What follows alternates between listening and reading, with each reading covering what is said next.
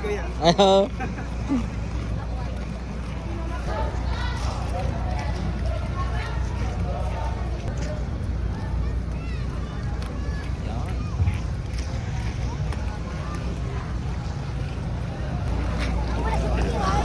Ay mga aga, magandang hapon. Ang oras po natin ay 3:51 ng hapon. At ito, paspasan po. Ayan, ang daming bangka bigla oh. Habang hapon pumahapon, mas dumadami na yung bangka na dumarating. Ayaw. Kanina medyo kukunti pa yung bangka. Ilang piraso pa lang at ngayon nga po, itong hapon na, yan po ang kaganapan na. Ganyan na karami. Lahat po yan ay may mga dalang tuna. Ito mga bangka na ganito, itsura na maliliit. At yun naman po sa dalawa na yan, yung malaki na yan. Yung Natalia 1 saka yung Kirby 5 ay puro ano po ang laman yan, puro tulingan. Ayan po yung hinahakot nila oh.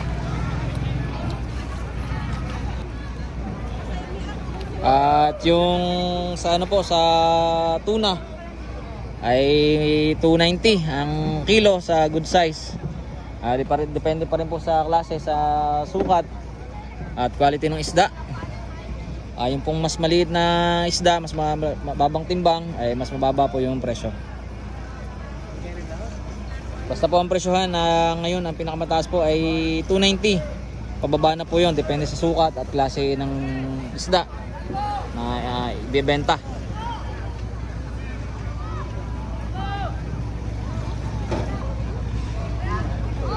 Paspas mga aga.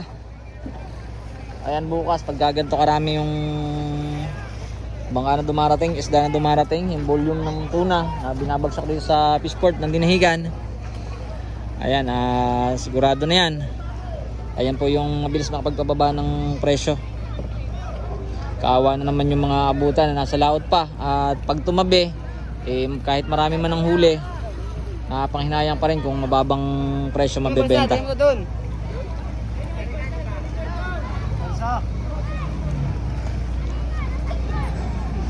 Balsa. Ito yung tinali nila. Doon sa kabilang bahagi mga agat, patuloy pa rin ang pagbababa ng mga tuna. Dahil pa rin nilang huli. Yun nga po yung bangkang Pro Brothers. Yung Pro Brothers na bangka, marami pong lamang tuna yan. At dito may bagong itong Yuk 2 at saka Yuk 1. Yuki 3. Yuki 2 at saka Yuki 3 ang magkasunod na dumating po. Magka-convoy sila. Magkasama silang pumundo, dumaong din sa Dinahican Fishport. Hindi pa sila nag-uumpisang magbaba. Pero itong mga maliliit na nandito sa harapan ay katatapos lang magbaba ng tuna. Ayun, ang patuloy oh. Patuloy sa magbaba, kaya tara doon, punta natin.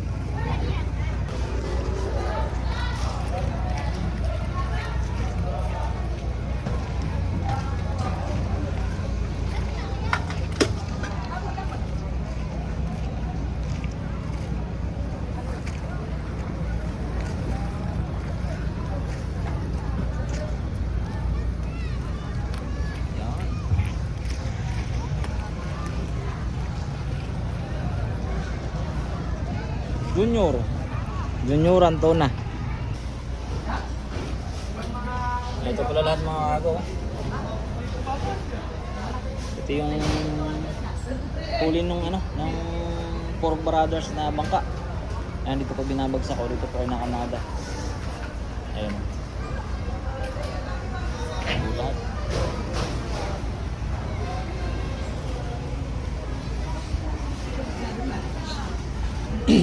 Gaganda. Ay, ilang peraso po ito mga aga? 1, 2, 3, 4, 5, 6, 7, 8, 9, 10, 11, 12, 13, 14. At ayun pa, mayroon pa pong kinikilo doon. Pang 15. At may isang albacore tuna. May timbang na 14 kilo.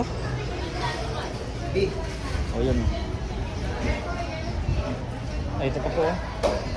Mga nasa naka-re-ice na. Try din ng ibiyahe. Grabe, quality mga huli na ng mga agaw. Mga kulay blue pa yung ng katawan. Oh. Ganyan po yan pagka nasa tubig pa sa bagong huli. Nagkukulay blue po yung isda. Kapag naiyahan na lang, saka magbabago yung kulay niyan. Ito sira yung pero 32 kilo. Ganda.